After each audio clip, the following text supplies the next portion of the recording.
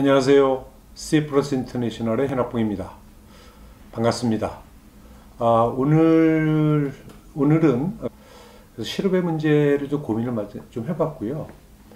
그 중에서도 청년 실업, 그 중에서도 제가 지금 몸담고 있는 건설 쪽 이공계 실업에 대해서 좀 고민해 본 것을 이야기해 드리도록 하겠습니다. 지금 그 보고 계신 슬라이드가 그 2018년 5월 이제 고용 통계 자료입니다. 제가 요약한 건데요.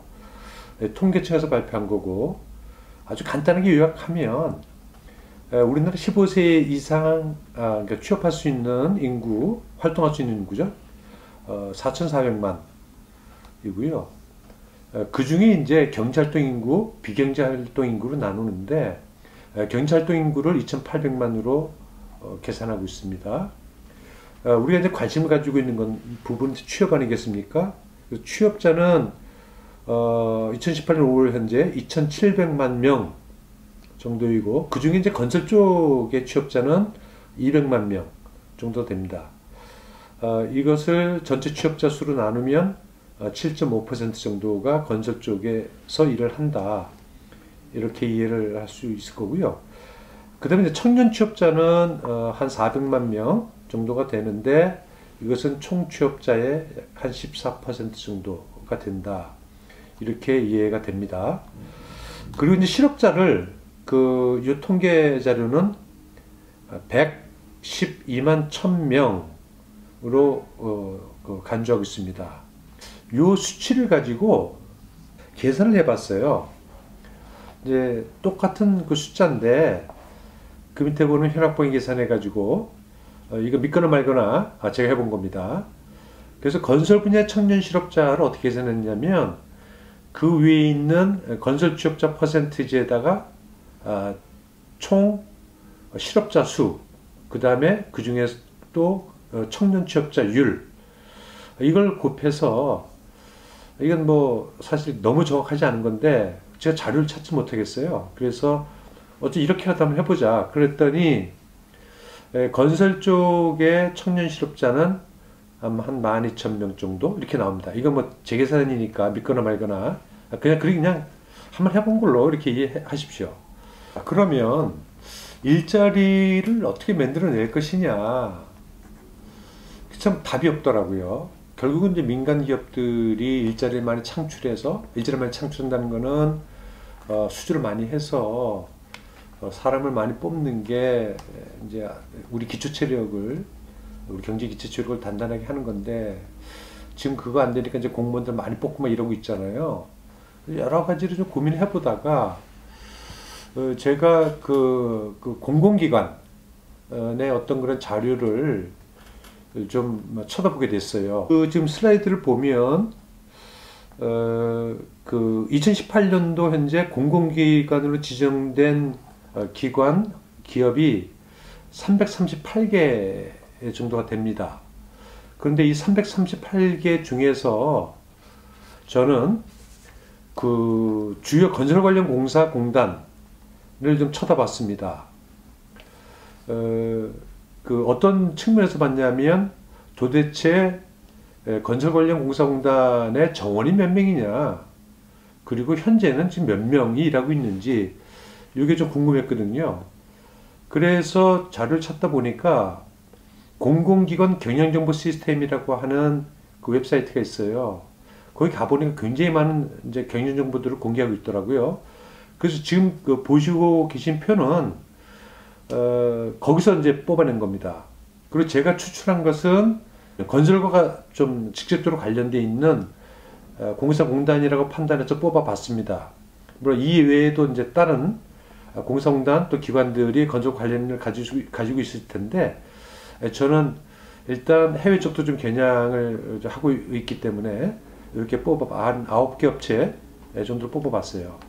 봤더니 그 표에 보고 계시듯이 이 전체 9개 공사공단의 정원이 88,000명 정도가 됩니다. 그런데 현재 지금 일하고 있는 인력이 몇 명이냐면 83,000명이에요. 그러니까 한 5천 명 정도가 지금 정원에 미치지 못하는 겁니다. 그래서 제가 생각한 게, 야, 이거 5천 명 정도를 지금 정원에 미달하고 있으면 이거 뽑으면 되지. 왜 그 일자리 없다 그러면서 정원도 못 채우고 있는 그 기업들이 있는데 못 채우고 있느냐. 만약에 예산 문제라고 하면 국가에서 빨리 예산 풀어주세요. 해서 5천 명이라도 이렇게 그 모자라는 정원을 채워서 그 기업 활동을 할 수 있게끔, 그리고 그 5천 명들이 들어가서 또 역할을 할 수 있게끔 이렇게 해야 되지 않겠습니까? 그래서 또 내식으로 계산해 봤어요.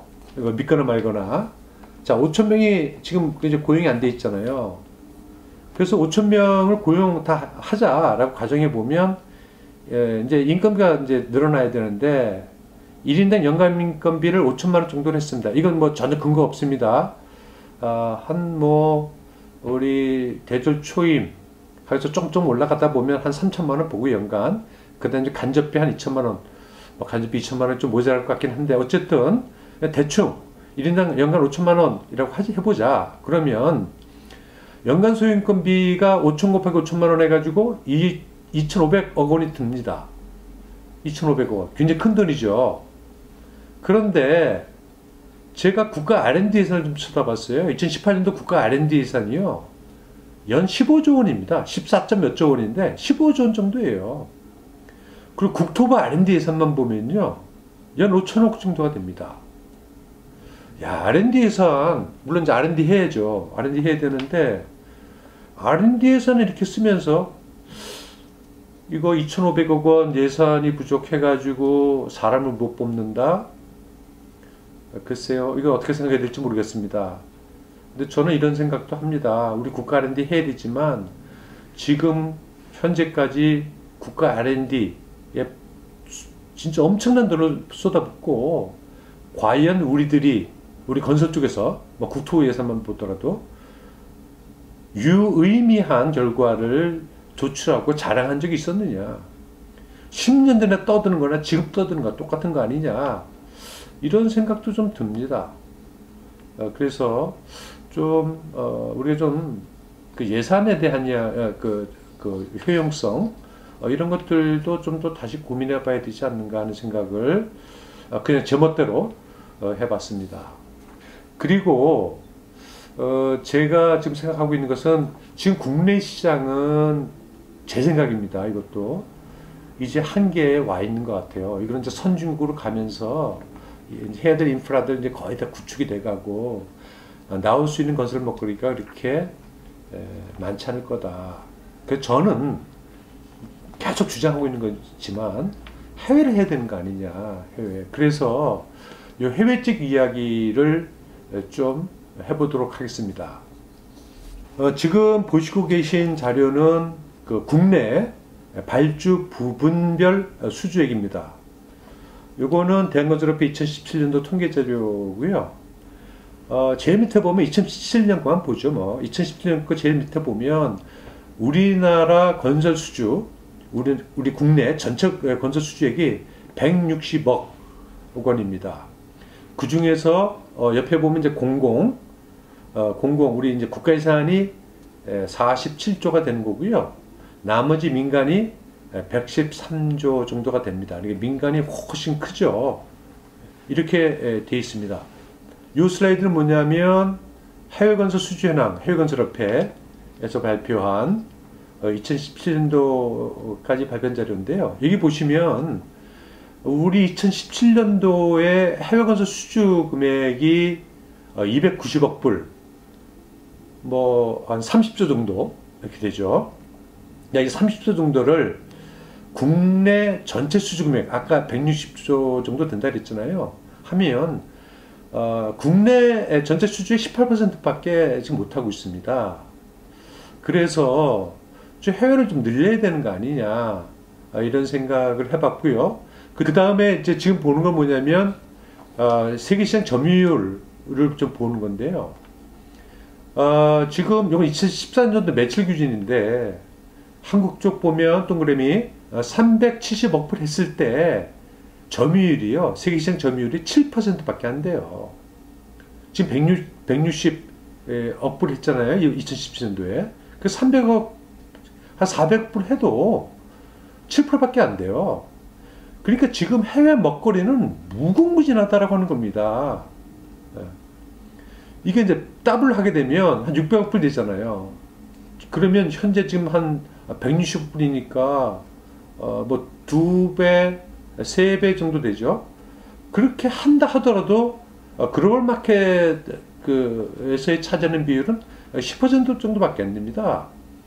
그러니까 제 얘기는 뭐냐면 글로벌 마켓의 그 큰 먹거리 이걸 좀 따오자라고 하는 겁니다.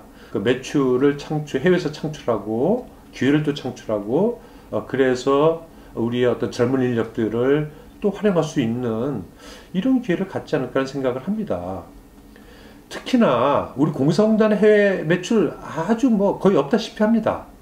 적어도 9개 공단들은 지금 해외하려고 노력을 하고 있습니다. 근데 조직을 보니까요, 조금 아니에요. 해외화 쓴 조직을 아직 잘 못 갖추고 있다. 이것도 뭐 공사공단 조직이라고 그런지 모르겠지만 좀 민간 기업을 좀 벤치마킹 하세요. 그래가지고 해외를 할 수 있는 조직을 좀 갖춰라. 그러다 보면 해외 전문성을 좀 가질 수 있을 거고, 그러다 보면 또 이러한 해외 어떤 사업 때문에 추가 인력 수요 창출도 가능한 것이 아니냐, 이러한 생각을 해봤습니다. 그래서 결론적으로 이거 뭐 제 생각이고 이게 뭐 맞지 않을 수도 있겠지만, 자, 세계로 나가자. 그럼 세계 시장을 위한 어떤 요건은 우리가 무엇을 갖춰야 되는 거냐? 이제 경쟁력이죠. 예. 많은 사람들이, 특히 이론을 하고 있는 교수나 연구자들이 추상적인 얘기 합니다. 엔지니어링력을 키워야 된다. 엔지니어링, 뭐 어떤 엔지니어를 키우라는 겁니까? 원천 설계 가져야 된다? 기초 설계가 없다? 원천 설계는요, 가져올 수 있는 게 아니에요. 이런 말도 안 되는 추상적인 이야기, 이런 거 가지고 좀 장난치지 말아라. 예. 제대로 된 경쟁력을 갖출 수 있는 그런 이야기를 하자. 그게 뭐냐? 전문성이죠, 전문성. 예. 그 전문성이라고 하는 것은 구체적인 전문성을 얘기하는 겁니다. 이건 다 나와 있어요. 예. 여러분들 해외 어떤 그러한 그 영국이나 미국 쪽에 건설산업과 관련된 어떤 그러한 커리큘럼 좀 보세요. 이면 나와 있는 겁니다. 좀 공부 좀 하시고 그런 전문성 확보를 위한 어떤 그런 노력을 해야 되겠다. 이건 민간이나 공사공단, 국가도 다 똑같습니다. 그리고 공사공단은 물론이고 민간 기업이고도 향후 해외 전사들에 대한 투자에 인색하지 않아야 된다. 예. 이건 뭐 기본이죠. 근데 안 하시는 것 같아요. 안 하시면서 어떻게 어떤 경쟁을 가지고 해외 시장을 우리가 주도해 갈 수 있겠느냐. 이건 말도 안 되는 거죠. 투자하세요. 그리고 국가는 이 교육 시스템, 전문가 교육 시스템 만들어줘야 돼요. 학교 교육? 지금 절대 실무에서 써먹을 수 없는 교육. 뭐 이건 다는 아니겠지만, 그런 커리큘럼의 대부분이 실무에서 써먹을 수 없는 커리큘럼들이에요. 근데 학교 교육? 제가 10년 해봐도 이거 안 고쳐질 것 같아요. 그렇다면 그럼 학교 교육 빼놓고 학원을 만들어 주세요. 국가가 전문 학원, 전문 교육을 학원들 만들어 가지고 학교 교육 끝나고 할 수 없어요. 시간 좀 버리더라도 2년, 3년 제대로 어떤 실무 교육 시켜 가지고 그 친구들 하여금 우리 경쟁을 가질 수 있게끔 이렇게 하자.